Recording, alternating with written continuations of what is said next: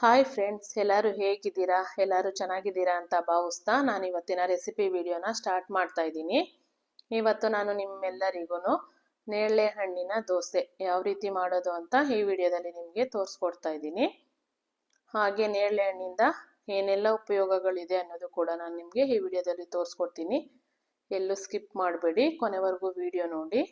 ಹಾಗೆ ಹೈಪ್ ಬಟನ್ನ ಪ್ರೆಸ್ ಮಾಡೋದನ್ನ ಮರಿಬೇಡಿ ಫ್ರೆಂಡ್ಸ್. ನೇರಳೆ ಹಣ್ಣಿಂದ ನಮಗೆ ಮಧುಮೇಹಿಗಳಿಗೆ ರಕ್ತದಲ್ಲಿನ ಸಕ್ಕರೆ ಅಂಶವನ್ನು ಕಡಿಮೆ ಮಾಡಲು ಈ ನೇರಳೆ ಹಣ್ಣು ತುಂಬ ಉಪಯುಕ್ತವಾಗಿದೆ. ನೋಡಿ, ನಾನು ಇವಾಗ ಒಂದು ಬೌಲ್ ತೊಗೊಂಡಿದ್ದೀನಿ. ಬೌಲ್ಗೆ 250 ಗ್ರಾಮ್ ಆಗುವಷ್ಟು ನೇರಳೆ ಹಣ್ಣು ಕೂಡ ಸೇರಿಸ್ಕೊಂಡು ಅದಕ್ಕೆ ಉಪ್ಪು ಹಾಕಿ ಒಂದು 2ರಿಂದ 3 ಬಾರಿಯಷ್ಟು ತೊಳೆದಿಟ್ಕೊತೀನಿ. ನೋಡಿ, ಮಧ್ಯ ನಾನು ಅದರ ಉಪಯೋಗಗಳನ್ನ ಕೂಡ ತಿಳಿಸ್ತೀನಿ.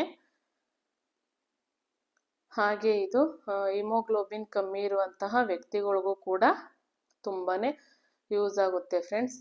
ರಕ್ತದಲ್ಲಿ ಕಬ್ಬಿಣಾಂಶ ಯಾರಿಗೆಲ್ಲ ಕಮ್ಮಿ ಇರುತ್ತೆ ಅಂಥವರು ನೇರಳೆ ಹಣ್ಣನ್ನ ಅಧಿಕವಾಗಿ ಯೂಸ್ ಮಾಡೋದ್ರಿಂದ ಅವ್ರಿಗೆ ಹಿಮೋಗ್ಲೋಬಿನ್ ಅಂಶ ಅನ್ನೋದು ಹೆಚ್ಚುತ್ತದೆ. ನೋಡಿ, ಈಗ ನಾನು ಒಂದು ಮಿಕ್ಸಿ ಜಾರ್ ತಗೊಂಡು ಸಣ್ಣಗೆ ಹೆಚ್ಚಿಟ್ಕೊಂಡಿರೋಂತಹ ನೇರಳೆ ಹಣ್ಣನ್ನ ಅದರೊಳಗೆ ಹಾಕಿ ಮಿಕ್ಸಿ ಮಾಡ್ಕೊತೀನಿ. ಇದು ನುಣ್ಣಗೆ ಇಡಬೇಕು ಅಂತ ಏನಿಲ್ಲ ಫ್ರೆಂಡ್ಸ್, ಸ್ವಲ್ಪ ತರ್ತರಿ ಆಗಿದ್ರೂ ಸಾಕು. ಹಾಗೆ ಇದು ಸ್ಕಿನ್ನ ಗ್ಲೋ ಆಗಿಡೋಕ್ಕೂ ಕೂಡ ತುಂಬಾ ಉಪಯುಕ್ತವಾಗಿದೆ ಈ ನೇರಳೆ ಹಣ್ಣು. ನೋಡಿ, ಈಗ ಒಂದು ಬೌಲ್ ತೊಗೊಂಡಿದ್ದೀನಿ. ಬೌಲ್ಗೆ ರುಬ್ಬಿಟ್ಕೊಂಡಿರೋ ಅಂತಹ ಪೇಸ್ಟ್ ಎಲ್ಲನೂ ಅದಕ್ಕೆ ಟ್ರಾನ್ಸ್ಫರ್ ಮಾಡ್ಕೊತಾ ಇದ್ದೀನಿ.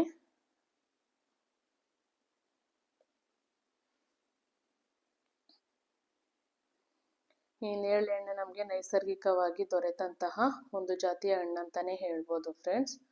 ಹಾಗೆ ನಾನು ಇದಕ್ಕೆ ಅರ್ಧ ಕಪ್ ಆಗೋಷ್ಟು ಅಕ್ಕಿ ಹಿಟ್ಟು, ಅರ್ಧ ಕಪ್ ಚಿರೋಟಿ ರವೆ, ಹಾಗೆ ಸಣ್ಣಗೆ ಹೆಚ್ಚಿಟ್ಕೊಂಡಿರೋಂತಹ ಕೊತ್ತಂಬರಿ ಸೊಪ್ಪು, ಹಾಗೆ ಒಂದು ಮೆಣಸಿಕಾಯಿ ಕೂಡ ಸಣ್ಣಗೆ ಹೆಚ್ಚಿಟ್ಕೊಂಡಿರೋಂತಹ ಮೆಣಸಿಕಾಯಿ ಕೂಡ ನಾನಿಲ್ಲಿ ಹಾಕೊತಾ ಇದ್ದೀನಿ. ಮೆಣಸಿಕಾಯಿ ನಿಮಗೆ ಇಷ್ಟ ಆದರೆ ಹಾಕೊಳ್ಳಿ, ಖಾರ ಬೇಕು ಅನ್ನೋರು. ಇಲ್ಲ ಅಂತಂದರೆ ಸ್ಕಿಪ್ ಮಾಡ್ಬೋದು, ಮಕ್ಕಳು ತಿಂತಾರೆ ಅನ್ನೋರಾದರೆ ಸ್ಕಿಪ್ ಮಾಡ್ಬೋದು. ಹಾಗೆ ನಾನಿಲ್ಲಿ ತುರ್ದಿಟ್ಕೊಂಡಿರೋಂತಹ ಈರುಳ್ಳಿ, ಜೀರಿಗೆ, ಎಳ್ಳು ಕೂಡ ಸೇರಿಸ್ಕೊಂಡಿದ್ದೀನಿ. ನಾನು ಟೇಸ್ಟ್ ಸ್ವಲ್ಪ ಜಾಸ್ತಿನೇ ಬರುತ್ತೆ ಜೀರಿಗೆ ಮತ್ತು ಎಳ್ಳು ಹಾಕೊಳ್ಳೋದ್ರಿಂದ. ಮಕ್ಕಳು ತಿಂತಾರೆ, ಮಕ್ಕಳು ಕಿರಿಕಿರಿ ಮಾಡಬಾರ್ದು ಅಂದ್ಬಿಟ್ಟು ನಾನಿಲ್ಲಿ ಏನು ಮಾಡಿದ್ದೀನಿ, ಈರುಳ್ಳಿನ ತುರ್ದ್ಬಿಟ್ಟು ಹಾಕ್ಕೊಂಡಿದ್ದೀನಿ, ಕಟ್ ಮಾಡಿ ಹಾಕ್ಕೊಂಡಿಲ್ಲ. ಹಾಗೆ ಎಲ್ಲನೂ ಒಂದ್ಸಲ ನಾನು ಕೈಯಿಂದ ಕ್ಲೀನಾಗಿ ಮಿಕ್ಸ್ ಮಾಡ್ಕೊಂಡಿದ್ದೀನಿ. ಮಿಕ್ಸ್ ಮಾಡ್ಕೊಂಡಿರೋದಕ್ಕೆ ಸ್ವಲ್ಪ ಸ್ವಲ್ಪನೇ ನೀರು ಸೇರಿಸ್ಕೊಂಡು ಕ್ಲೀನಾಗೆ ಯಾವದಕ್ಕೆ ಬೇಕು ಅಷ್ಟಕ್ಕೆ ಕಲಿಸ್ಕೊಳ್ಳೋಣ ಅಂತೆ ಕ್ಲೀನಾಗೆ. ನಮ್ಮನೇಲಂತೂ ಮಕ್ಕಳು ತುಂಬಾ ಇಷ್ಟಪಟ್ಟು ತಿಂದರು. ಪರ್ಪಲ್ ಕಲರ್ ದೋಸೆ ಅಂದ್ಕೊಂಡು. ನೋಡಿ, ಮಕ್ಳಿಗೂ ಕೂಡ ತುಂಬ ಇಷ್ಟ ಆಗುತ್ತೆ ಈ ನೇರಳೆ ಹಣ್ಣು.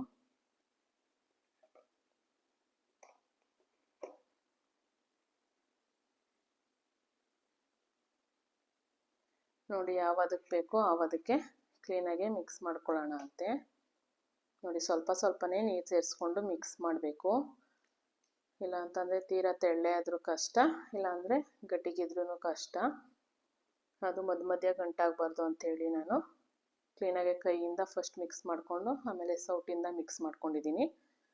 ಈಗ ಇದನ್ನು ಸ್ವಲ್ಪ ಹೊತ್ತು ನೆನೆಯಕ್ಕೆ ಬಿಡೋಣ ಅಂತೆ. ಅಷ್ಟರೊಳಗೆ ನಾನಿಲ್ಲಿ ಚಟ್ನಿ ರೆಡಿ ಮಾಡ್ಕೊತಾ ಇದ್ದೀನಿ. ಚಟ್ನಿಗೆ ನಾನಿಲ್ಲಿ ಒಂದು ಮಿಕ್ಸಿ ಜಾರ್ ತೊಗೊಂಡಿದ್ದೀನಿ. ಜಾರ್ಗೆ ಹಸಿ ಕೊಬ್ಬರಿ, ಹಾಗೆ ಒಂದು ಕಡ್ಡಿಯಷ್ಟು ಕರಿಬೇವಿನ ಸೊಪ್ಪು, 4ರಿಂದ 5 ಮೆಣಸಿಕಾಯಿ, ಹಾಗೆ ಸ್ವಲ್ಪ ಕೊತ್ತಂಬರಿ ಸೊಪ್ಪು ಕೂಡ ಸೇರಿಸ್ಕೊತಾ ಇದ್ದೀನಿ. ಪುದೀನ ಬೇಕು ಅನ್ನೋರು ಪುದೀನ ಕೂಡ ಸೇರಿಸ್ಕೊಂಡು ಚಟ್ನಿ ಮಾಡ್ಕೋಬೋದು. ನಾನಿಲ್ಲಿ ಪುದೀನನ ಸ್ಕಿಪ್ ಮಾಡಿದ್ದೀನಿ. ಹಾಗೆ ಒಂದು 4 ಎಸಳಷ್ಟು ಬೆಳ್ಳುಳ್ಳಿ, 1 ಇಂಚಷ್ಟು ಶುಂಠಿ, ಸ್ವಲ್ಪ ಹುರ್ಗಡ್ಲೆ, ರುಚಿಗೆ ತಕ್ಕಷ್ಟು ಉಪ್ಪು ಹಾಕಿ ಸ್ವಲ್ಪ ನೀರು ಸೇರಿಸ್ಕೊಂಡು ಚಟ್ನಿ ರೆಡಿಯಾಗಿದೆ. ನೋಡಿ ಫ್ರೆಂಡ್ಸ್, ಈಗ ಮಿಕ್ಸಿ ಮಾಡ್ಕೊಂಡಿರೋಂತಹ ಚಟ್ನಿ. ಈಗ ಅದನ್ನು ಸೈಡಿಗೆ ತೆಗೆದಿಟ್ಟು ಈಗ ನೆನ್ಸಕ್ಕಿಟ್ಟಿದ್ವಲ್ಲ ದೋಸೆ ಹಿಟ್ಟು, ನೋಡಿ ಅದು ಯಾವ ರೀತಿ ಆಗಿದೆ ಅಂತ. ಚೆನ್ನಾಗಿ ನೆಂತ್ಕೊಂಡಿದೆ. ರವೆನೂ ಕೂಡ ಸ್ವಲ್ಪ ಹರಳುತ್ತೆ. ಒಂದು 5 ನಿಮಿಷ ಅಷ್ಟು ಬಿಟ್ಟರೆ ಆ ಚಿರೋಟಿ ರವೆ ಸ್ವಲ್ಪ ಹಳ್ದಂಗೆ ಆಗುತ್ತೆ. ಆವಾಗ ದೋಸೆ ತುಂಬ ಚೆನ್ನಾಗಿ ಬರುತ್ತೆ. ಇವಾಗ ನಾನಿಲ್ಲಿ ಒಂದು ಹೆಂಚು ಇಟ್ಕೊಂಡಿದ್ದೀನಿ, ದೋಸೆ ಹೆಂಚು.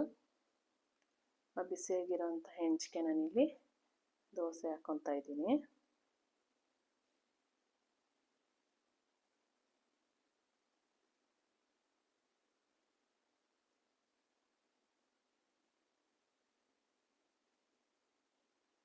ನೋಡಿ, ಇಲ್ಲಿ ನಾನು ದೋಸೆ ಕೂಡ ಹಾಕ್ಕೊಂಡಿದ್ದೀನಿ.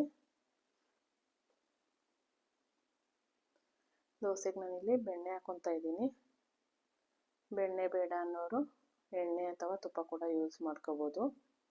ಲೋ ಫ್ಲೇಮಲ್ಲೇ ಬೇಯಿಸ್ಬೇಕು. ನೋಡಿ, ಇವಾಗ ದೋಸೆ ಬೆಂದಿದೆ. 2 ಸೈಡು ಲೋ ಫ್ಲೇಮಲ್ಲೇ ಬೇಯಿಸ್ಕೋಬೇಕು ನಾವು. ಆವಾಗ ತುಂಬ ಚೆನ್ನಾಗಿ ಬರುತ್ತೆ ಇದು ನೇರಳೆ ಹಣ್ಣಿನ ದೋಸೆ. ನೋಡಿ, ರೆಡಿಯಾಗಿದೆ. ಈಗ ಒಂದು ಪ್ಲೇಟ್ಗೆ ನಾನು ಸರ್ವ್ ಮಾಡ್ಕೊತಾ ಇದ್ದೀನಿ.